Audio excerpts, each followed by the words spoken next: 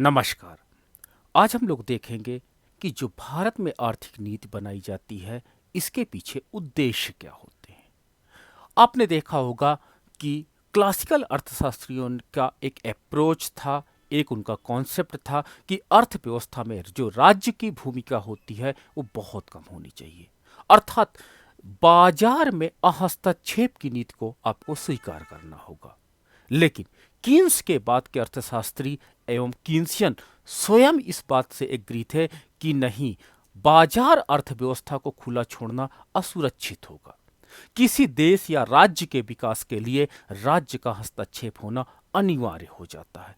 तो आज हम इस विचारधारा को देखते हैं कि भारत में जो आर्थिक नीति के उद्देश्य होते हैं वो उद्देश्य कौन कौन से होते हैं तथा उस उद्देश्य की प्राप्ति के लिए क्या हमें बाजार अर्थव्यवस्था की आवश्यकता पड़ेगी या राज्य हस्तक्षेप के लिए इसके लिए आवश्यक है, ताकि राज्य आगे आए, अपने उद्देश्यों के प्रति संवेदनशील रहे और उसके अनुरूप अपने लक्ष्यों को निर्धारित करे। तो इस टॉपिक के अंतर्गत आज हम इन दो विभिन्न मुद्दों पर बात करेंगे कि आर्थिक नीति के उद्देश्य क्या होंगे और इन उद्देश्यों के लिए राज्य की भूमिका महत्वपूर्ण है या बाजार की भूमिका महत्वपूर्ण है। इस विषय पर आज हम लोग चर्चा करेंगे। तो आइए देखते हैं।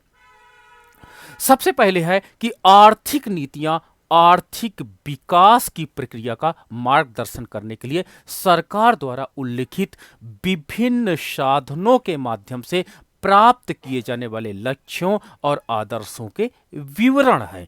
अर्थात हमारे पास इकोनॉमिक पॉलिसी में हम लोग क्या करते हैं कि जो टारगेट हमको अचीव करना है, इकोनॉमिक डेवलपमेंट के लिए जो टारगेट अचीव करना है, उनका विवरण होता है और उन विवरण के अनुरूप, उन लक्ष्यों के अनुरूप सरकार के पास कितने संसाधन उपलब्ध होते हैं, उनका कॉम्बिनेशन होता है। तो इस प्रकार economic policy and economic development दो अलग अलग आयाम हैं और इन दोनों आयामों को अगर सुनिश्चित ढंग से हमें प्राप्त करना है तो हमें राज्य की भूमिका को स्वीकार करना होगा। हमको सरकार को आगे लाना होगा और सरकार द्वारा कुछ हस्तक्षेप के माध्यम से ही इस लक्ष्य को प्राप्त किया जा सकता है।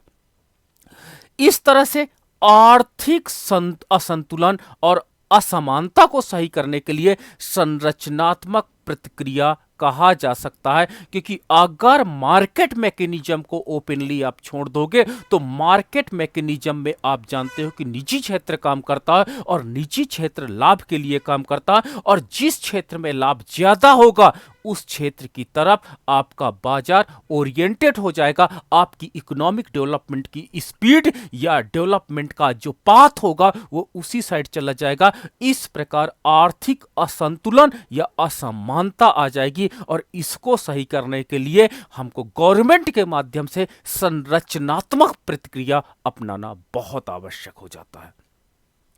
सरकार आर्थिक और सामाजिक चर में हेर फेर करके सामाजिक न्याय और स्थिरता के साथ आर्थिक विकास के वांछित स्तर को प्राप्त करने के लिए संसाधन आवंटन की प्रक्रिया को प्रभावित करती है।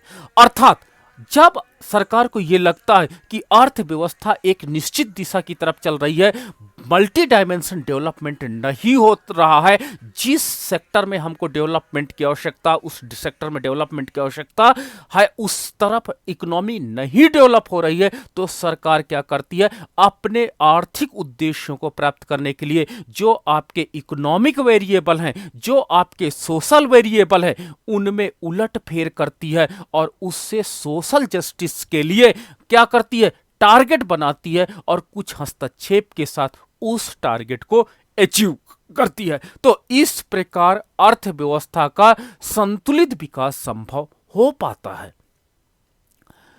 आगे देखते हैं कि एक आर्थिक नीति अनिवार्य रूप से बृहत स्तर पर तीन बुनियादी आर्थिक निर्णयों अर्थात क्या उत्पादन करना है, उत्पादन को कैसे करना है और किसके लिए उत्पादन करना है से संबंधित होता है। तो जो आपकी इकोनॉमिक पॉलिसी होती है वो तीन निर्णयों के अंतर्गत बंधी हुई होती है।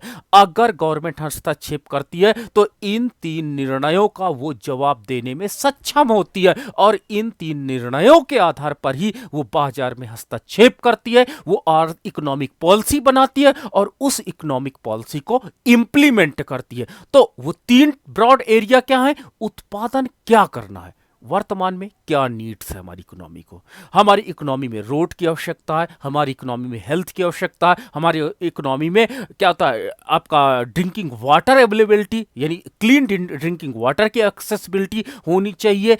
तो इस प्रकार वो क्या उत्पादन करना है वर्तमान अर्थव्यवस्था की नीड्स के अकॉर्डिंग डिसाइड करता है और उस उत्पादन को प्राप्त कैसे करना है इस पर भी वो पॉलिसी बनाता है और इसका उत्पादन किसके लिए किया जाना है इस पर भी डिसाइड करता है। तो जब भी कोई हमारी इकोनॉमिक पॉलिसी बनती है तो उस इकोनॉमिक पॉलिसी के पीछे इन तीन प्रश्नों के जवाब छुपे होते हैं और इन तीन प्रश्नों के आधार पर ही हम लोग टारगेट को अचीव करते हैं।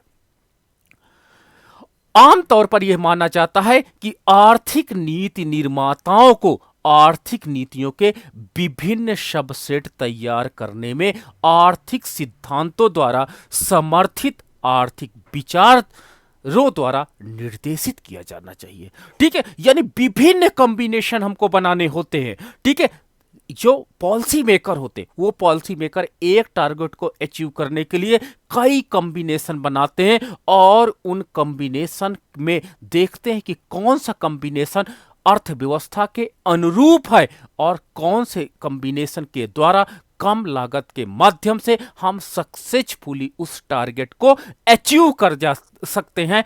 इस पर वो निर्णय लेते हैं ताकि हमको अर्थव्यवस्था की आवश्यकता के अनुसार उस सबसेट के माध्यम से उस टारगेट को हम लोग अचीव कर सकें। हालांकि भारत जैसे लोकतांत्रिक देशों में सामान्य रूप से सार्वजनिक नीतियां और विशेष रूप से आर्थिक नीतियों के बारे में निर्णय विभिन्न स्तरों पर निर्वाचित प्रतिनिधियों द्वारा लिए जाते हैं। ये थोड़ा सा मैं अगर प्रोफेसर मार्शल की एक पुस्तक का उल्लेख करूं, प्रोफेसर मार्शल ने पॉलिटिकल इकोनॉमी नाम की एक बुक लिखी थी। उन्होंने कहा था जो आर्थिक निर्णय होते हैं वो अर्थव्यवस्था की आवश्यकता के अनुरूप ना होकर के कभी कभी निर्वाचित जनप्रतिनिधियों के अपने प्रेफरेंस के आधार पर होते हैं, जिसके परिणाम स्वरूप जहां पर जो आवश्यकता होती है उस आवश्यकता को पूर्ति ना हो करके बल्कि उनके एरिया में स्टेब्लिश हो जाती है, उनके प्रेफरेंस के अकॉर्डिंग हो जाती है। जो हमारा टारगेट कुछ और था, हमारी आवश्यकता कुछ और थी और स्टेब्लिश कुछ और हुआ। तो आज भी हमारी अर्थव्यवस्था में जब ऐसा प्रेफरेंस या कॉम्बिनेशन दिखाई पड़ता है तो समझ जाइए कि राज्य अपने उद्देश्यों या लक्ष्यों को प्राप्त करने में क्या है, असहज महसूस कर रहा है, नहीं प्राप्त कर रहा है। सपोज दैट उत्तर प्रदेश की कितनी ज्यादा पॉपुलेशन है, यूपी की कितनी ज्यादा पॉपुलेशन है। आपने देखा होगा ओवर पॉपुलेशन वाला ये स्टेट माइग्रेट करके गुजरात जाता, माइग्रेट करके महाराष्ट्र जाता, माइग्रेट करके आपका पश्चिम बंगाल जाता है, माइग्रेट करके ये अदर स्टेट में काम करता है।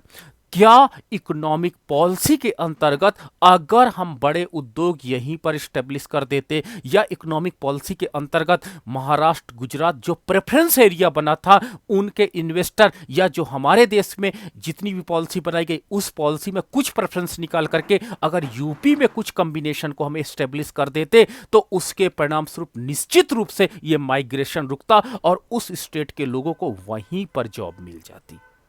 लेकिन कहीं ना कहीं राजनीति से उत्प्रेरित आर्थिक निर्णय लिए गए और उस राजनीति से उत्प्रेरित आर्थिक निर्णय के परिणाम स्वरूप कुछ विशेष राज्यों में, क्योंकि वहां के जनप्रतिनिधि ज्यादा थे और उन्होंने प्रेफरेंस रखा और सारे के सारे जो इकोनॉमिक आपके पास वेरिएबल्स थे वहीं पर एक्टिवेट हो गए और इस प्रकार हमारे देश का आर्थिक विकास एक लंगा हो गया, वन साइडेड हो गया।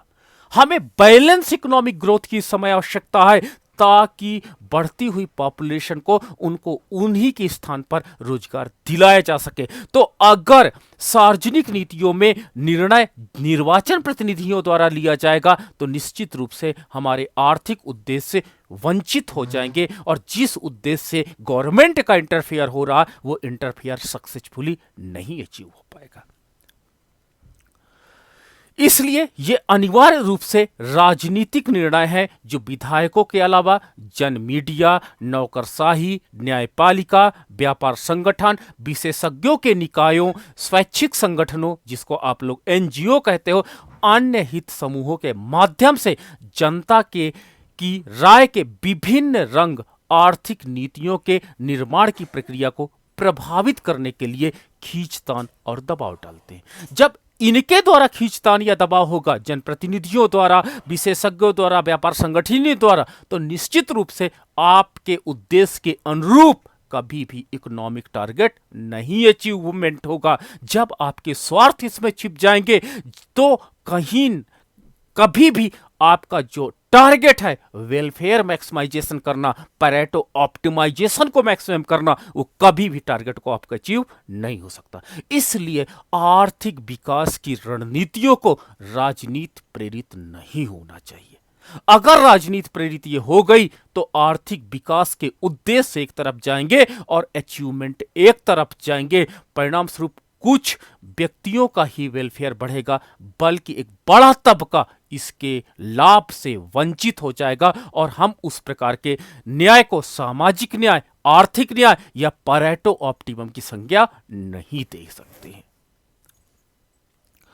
इसलिए राजनीति और अर्थशास्त्र के बीच बातचीत की समझ हमें आर्थिक नीतियों और कार्यक्रमों के निर्माण, कार्यान्वयन और विफलता के प्रमुख प्रश्नों में अंतर्दृष्टि प्राप्त करने में मदद कर सकती है।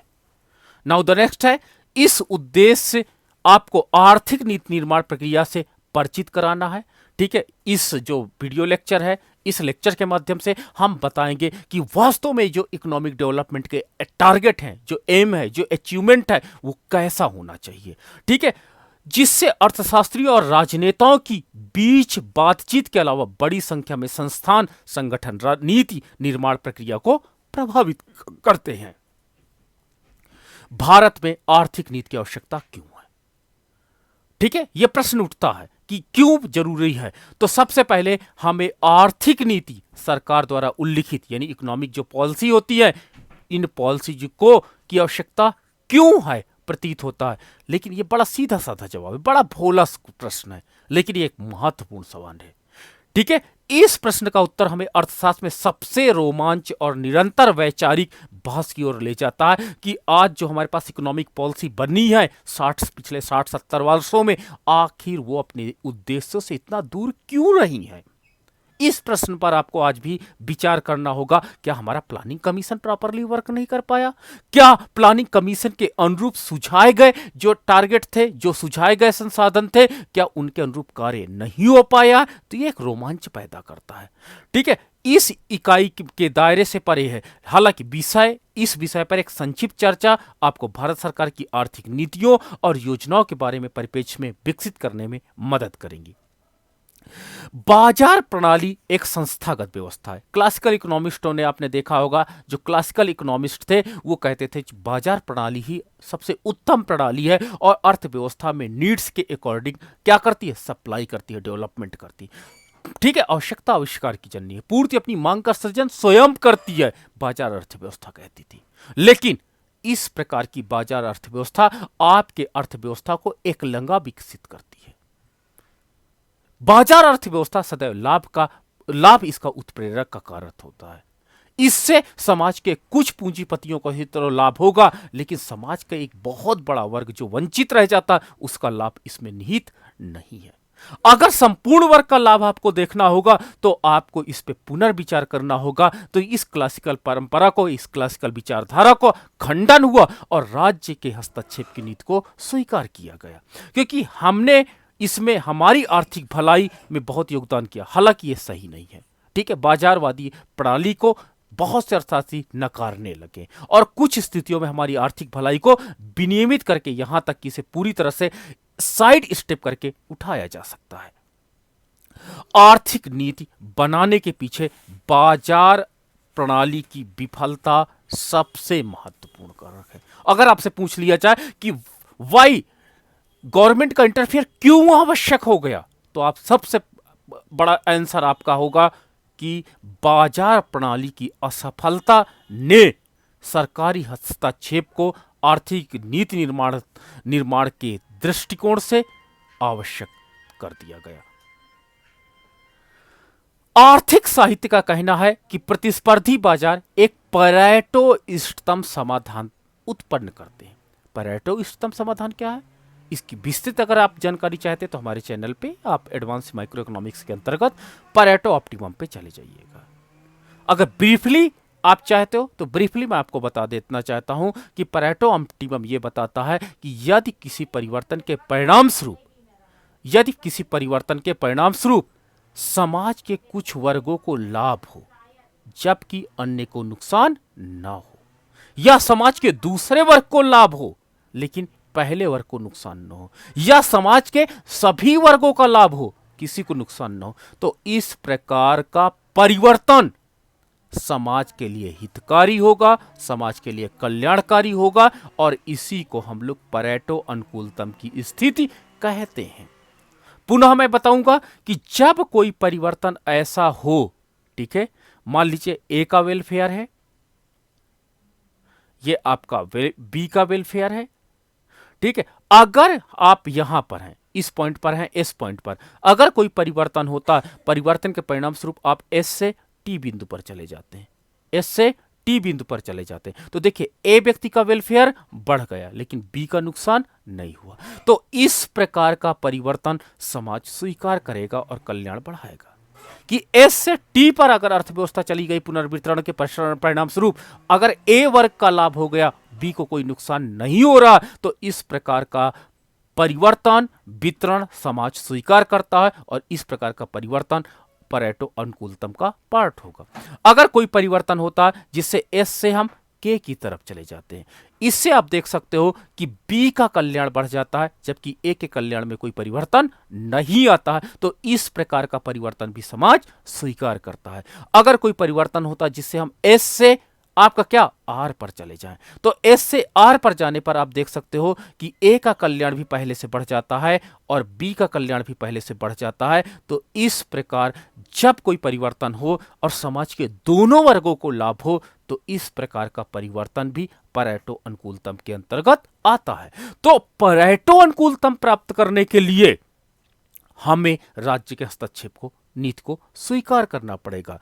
तो आइए देखते हैं, यदि इनमें से एक अधिक धारणाएं अच्छी नहीं है तो बाजार प्रणाली एक कुशल परिणाम को जन्म नहीं देती है। बाजार प्रणाली क्या करती है, समाज के किसी वर्ग को तो लाभ देती है लेकिन अन्य वर्ग को हानि भी पहुंचाती है। इस अक्षम परिणामों को बाजार विफलताओं को कहा जा सकता है। समय के माध्यम से विकल्प, सार्वजनिक वस्तुओं का कम प्रावधान, बाह्यताओं की उपस्थिति, सामान्य संपत्ति संसाधनों का अस्तित्व, अपूर्ण प्रतिस्पर्धा, असम्मित जानकारी, बाजार विफलताओं के कुछ अच्छी तरह से प्रलेखित कारण, इसके लिए आर्थिक नीतियों और कार्यक्रमों में किस प्रकार से सरकारी हस्तक्षेप की आवश्यकता है, इस प्रकार राज्य की आवश्यकता का जन्म हुआ और राज्य ने आकर के आगे इसका समाधान खोजा और उसने अपने उद्देश्य के अनुरूप लक्ष्य बनाए। इसके अलावा भले परेटो इष्टतम समाधान संसाधनों को कुशलतापूर्वक आवंटित किया जा सकता है, वितरण न्याय संगत नहीं हो सकता, उत्पादन गतिविधियों में भागीदारी के माध्यम से राज्य व्यापक जनहित में अधिक कुशल तरीके से संसाधन को आवंटन की दिशा दे सकता है। यानी बाजार अर्थव्यवस्था केवल वन साइड आपके संसाधन का आवंटन करती है, लेकिन राज्य जिस सेक्टर में बहुत ज्यादा आवश्यकता उधर संसाधन को आवश्यक करके आपके सामाजिक न्याय को ला सकता है। ये विभिन्न सार्वजनिक उपयोगिताएं, सेवाओं, ठीक है, जिसे सार्वजनिक वस्तुओं की सामाजिक खपत भी कहा जा सकता है, का सीधे स्वामित्व और प्रबंधन कर सकता है। ऐसे उद्योगों में प्रतिस्पर्धा बेकार है और इसलिए इन्हें राज्य का सबसे अच्छा सौंपा जा सकता है। राज्य स्वयं सामूहिक उपभोग से सार्वजनिक वस्तुओं का उत्पादन और वितरण कर सकता है। जब आप राज्य के माध्यम से डेवलपमेंट का पाथ बनाएंगे तो राज्य क्या करेगा, सामूहिक उपभोग की प्रणाली को स्वीकार करेगा और सार्वजनिक वस्तुओं का निर्माण करेगा और उसका वितरण करेगा ताकि समाज के सभी व्यक्तियों का इससे कल्याण हो और सार्वजनिक वस्तुओं का उत्पादन न केवल अपने लिए बल्कि पूर्ण रोजगार के लक्ष्य को सुरक्षित करने के लिए, नए अवसर पैदा करने के लिए भी आवश्यक हो जाएंगे। राज्य ऐसी सेवाओं के उत्पादन में खुद को संलग्न कर सकता है जो फायदेमंद है, लेकिन निजी उद्यम को आकर्षित नहीं कर सकते हैं क्योंकि वो बहुत जोखिम भरे होते हैं, क्योंकि नियोजित पूंजी पर वापसी की दर बहुत कम होती है। सामरिक महत्व की कुछ वस्तुएं हैं जिन्हें राज्य के हाथों में नहीं छोड़ा जा सकता है, तो इस प्रकार राज्य की भूमिका का बहुत ज्यादा महत्व बढ़ता चला जाता है। राज्य निजी एकाधिकार के लिए एक काउंटर वेलिंग शक्ति के रूप में भी कार्य कर सकता है। राज्य डेवलपमेंट का काम तो करेगा, बैलेंस डेवलपमेंट का काम राज्य करेगा, राज्य समता के साथ विकास की बात करता है, राज्य सामाजिक न्याय के साथ विकास की बात करता है, राज्य आर्थिक न्याय के साथ विकास की बात करता है, लेकिन राज्य के पास एक और पावर निहित है कि राज्य काउंटर वेलिंग शक्ति के रूप में भी काम करता है। और काउंटर वेलिंग पावर क्या होती है, आइए देखते हैं। राज्य हानिकारक उत्पादों की खपत को रोक सकता है। मान लीजिए आपके ड्रग्स का उत्पादन ज्यादा करने लगा, बाजार अर्थव्यवस्था कर सकती है, तो राज्य हानिकारक वस्तुओं के उत्पादन को रोक सकता है और धोखाधड़ी प्रथाओं के खिलाफ उपभोक्ताओं की रक्षा करने के लिए भी आगे आ सकता है। इसके अलावा यदि कुछ अच्छी तरह की विनिर्दिष्ट शर्तों को पूरा किया जाता है तो सरकार की क्रय शक्ति का पुनर्वितरण करके अर्थव्यवस्था को एक परेटो इष्टतम समाधान से दूसरे में स्थानांतरित कर सकती है और फिर लोगों को प्रतिस्पर्धी बाजारों में व्यापार करने की अनुमति भी दे सकती है। पुनर्वितरण जो अर्थव्यवस्था को किसी वांछित परेटो इष्टतम समाधान तक ले जाता है की आवश्यकता है, आर्थिक नीति की आवश्यकता को रेखांकित करती है। इसके अलावा आजादी के समय भारत सामाजिक और आर्थिक रूप से पिछड़ा हुआ था और बाजार अर्थव्यवस्था नहीं संभाल पाया, तब जाकर के राज्य की हस्तक्षेप नीति को हम लोगों ने स्वीकार किया और आर्थिक जो संतुलन के साथ विकास है उसको हमने प्राप्त किया, अर्थात इस प्रकार हमने जो अपने टारगेट्स थे उनको टैकल कर पाए। इन समस्याओं को हल करने के लिए संविधान निर्माताओं ने कुछ निर्देश सिद्धांत प्रदान किए और निर्देशक सिद्धांतों के तहत राज्य का कर्तव्य है कि निर्देशक सिद्धांत कि वो सभी नागरिकों को आजीविका के पर्याप्त साधन का अधिकार सुनिश्चित करे। ठीक है, राज्य की देखिए भूमिका या जिम्मेदारी पहले से बढ़ गई। आम भलाई के लिए देश के भौतिक संसाधनों का उचित वितरण सुनिश्चित करना था और धन को इस तरह से वितरित करना था कि धन कुछ लोगों के हाथों में न केंद्रित होकर के इस धन का प्रयोग समाज के सारे व्यक्तियों द्वारा किया जाए और वो आपका टारगेट सबसे बड़ा था। ऐसी संवैधानिक दायित्वों को ठोस आर्थिक नीतियों द्वारा ही पूरा किया जा सकता था। भारत में जो आर्थिक नीति थे उनके क्या क्या उद्देश्य थे, आइए देखते हैं। तो सबसे पहले भारत एक विकासशील देश था और इसमें आर्थिक नीति का मुख्य लक्ष्य आर्थिक विकास की प्रक्रिया में तेजी लाना था। इस तरह से तेजी से आर्थिक विकास सुनिश्चित करना, यहां उल्लेख करने योग्य है कि आर्थिक विकास की अवधारणा पारंपरिक रूप से परिभाषित आर्थिक विकास की अवधारणा से अलग है और आर्थिक विकास के लक्ष्य जो नीचे हैं उनको हम देख सकते हैं। पहला हमारा जो इकोनॉमिक आपका पॉलिसी में टारगेट बनाया गया, रैपिड इकोनॉमिक डेवलपमेंट, जो आपके आर्थिक विकास का लक्ष्य है उसे बहुत तेज करना था। रैपिड इकोनॉमिक डेवलपमेंट ये टारगेट बनाया गया। एक विकासशील अर्थव्यवस्था में आर्थिक नीति का मुख्य लक्ष्य तेजी से आर्थिक विकास सुनिश्चित करना, यानी वस्तुओं और सेवाओं के उत्पादन में वृद्धि करना, बैकवर्ड और फॉरवर्ड लिंकेज बनाने में मदद करना। आपकी अर्थव्यवस्था में बैकवर्ड लिंकेज और फॉरवर्ड लिंकेज जितने स्ट्रांग होंगे, याद रखना, बैकवर्ड लिंकेज जितने स्ट्रांग होंगे, फॉरवर्ड लिंकेज जितने स्ट्रांग होंगे, अर्थव्यवस्था का चहुमुखी विकास उतना तेजी से होता चला जाएगा। इसके साथ ही साथ ट्रिकल डाउन और अन्य प्रसार प्रभावों को सुनिश्चित करने के लिए बहुत अधिक आवश्यक है। पूर्ण रोजगार प्राप्त करना आर्थिक उद्देश्य के अंतर्गत अर्थ विकास उद्देश्य से पूर्ण रोजगार का लक्ष्य है। हमको आर्थिक विकास तेजी से करना है, लेकिन आर्थिक विकास के इस लक्ष्य को प्राप्त करने के लिए हमें पूर्ण रोजगार के लक्ष्य को प्राप्त करना होगा। अर्थव्यवस्था में सभी उपलब्ध संसाधनों के लिए उत्पादक को उपयोग ढूंढना होगा। पूर्ण रोजगार से होने वाले आर्थिक लाभ बहुत अधिक हैं। पूर्ण रोजगार व्यक्तिगत सुरक्षा पैदा करता है, जो बदले में प्रगति को बढ़ावा देता है, मानव गरिमा में योगदान देता है और गैर कार्यात्मक भेदभाव को कमजोर करता है। आय का बेहतर वितरण। देखिए, पूंजीवादी अर्थव्यवस्था में कुछ व्यक्ति धनी होते चले जाते हैं, जबकि अन्य व्यक्ति गरीब होते चले जाते हैं। हमें एक ऐसी इकोनॉमिक पॉलिसी बनानी होगी जो संपूर्ण अर्थव्यवस्था में लोगों को के बीच जो असमानता यानी आर्थिक असमानता है उसको समाप्त कर सके, अर्थात राज्य के धन का या संसाधनों का प्रयोग राज्य के सभी व्यक्तियों के लिए समान हो। इस प्रकार की हमको इकोनॉमिक पॉलिसी बनानी होगी। बाजार तंत्र खुद को छोड़ दिया जाए।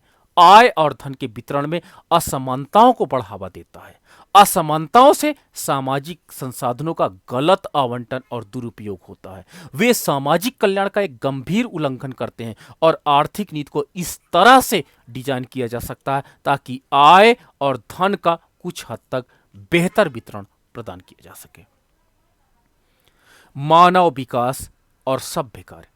जीवन की गुणवत्ता में सुधार के संकेतक के रूप में मानव विकास सूचकांक को यानी ह्यूमन डेवलपमेंट इंडेक्स को HDI को जिसको कहते हैं, इसको में हमको श्रेष्ठ प्रदर्शन करना होगा। इसके 3 जो महत्वपूर्ण चर हैं, इन 3 महत्वपूर्ण चरों पर हमको विशेष रूप से फोकस करना होगा, तब भी हमारा मानव विकास तेजी से बढ़ पाएगा। दूसरा, शिक्षा और निरक्षरता दर, जीवन प्रत्याशा, जो आपने उसमें देखा होगा, शिक्षा, निरक्षरता दर, जीवन प्रत्याशा, पोषण स्तर, प्रति व्यक्ति ऊर्जा की खपत आदि जैसे कई कारकों में ऐसे गुणों को मापन में शामिल है। मानव विकास की बढ़ती चिंता के साथ सभ्य कार्य आर्थिक विकास का एक और लक्ष्य उभरा है। सभ्य काम के 4 आयाम हैं: काम, रोजगार, काम पर अधिकार और सुरक्षा और प्रतिनिधित्व और संवाद। तो इसके आधार पर आपको सभ्य कार्य या सभ्य जीवन प्रदान किया जा सकता है। अगला पॉइंट है आर्थिक उद्देश्य के लक्ष्य के अंतर्गत विदेशी मुद्रा की कीमतों और दरों की स्थिरता। ठीक है, जो हमारा आपने देखा होगा कि जो मनी और डॉलर के बीच में, रुपया एंड डॉलर के बीच में क्या होता, असंतुलन की स्थिति है, अस्थिरता की स्थिति है, इसको हमको स्थिर करना होगा, तभी हमारा इकोनॉमिक डेवलपमेंट तेजी से बढ़ पाएगा। मौद्रिक अस्थिरता विकास प्रक्रिया और कल्याण दोनों पर, ठीक है, प्रतिकूल प्रभाव डालता है। विदेशी मुद्रा की दर में उतार चढ़ाव अंतर्राष्ट्रीय व्यापार को प्रभावित करता है और देश के आर्थिक जीवन में अनिश्चितता का तत्व पेश करता है। आर्थिक स्थिरता सुनिश्चित करने के लिए एक सशक्त संसाधन है।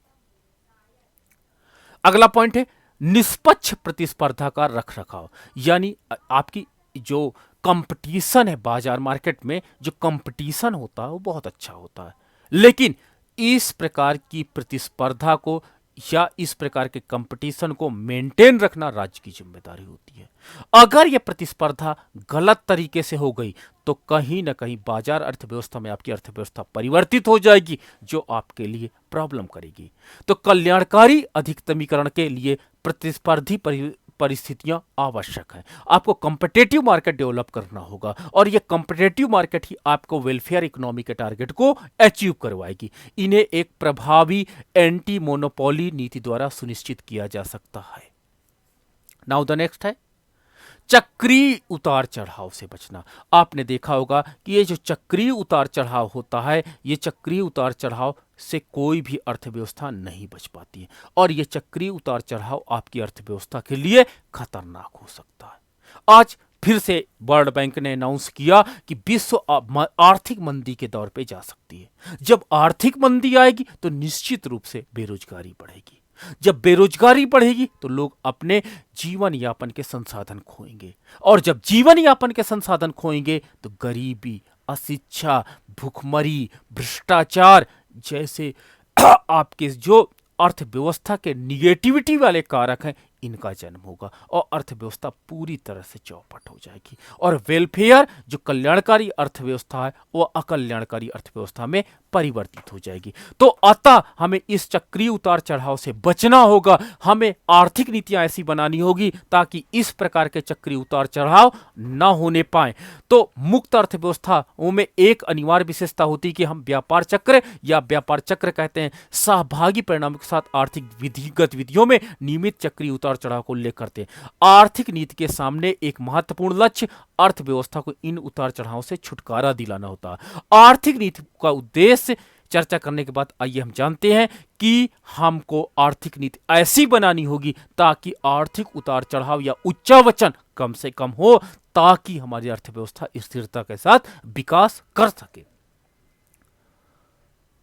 तो ये आज आपका था जो हमारे पास था आर्थिक नीति के आपके आर्थिक नीति के उद्देश्य। तो एक राज्य संचालित अर्थव्यवस्था के लिए बहुत अच्छा होता है कि वो अपने उद्देश्यों को स्पष्ट रखे तथा उसी के अनुरूप अपने लक्ष्यों का निर्धारण करे, ताकि जितने हमारे अर्थव्यवस्था में संसाधन है उनका अनुकूलतम प्रयोग हो सके और परेटो अनुकूलतम को हम प्राप्त कर सके। तो आज के व्याख्यान में हम इन्हीं चरों पर बात किए। So much thank you. आपके कोई प्रश्न हो तो जरूर पूछिएगा। फिर मिलते हैं नेक्स्ट वीडियो लेक्चर में। So much thank you.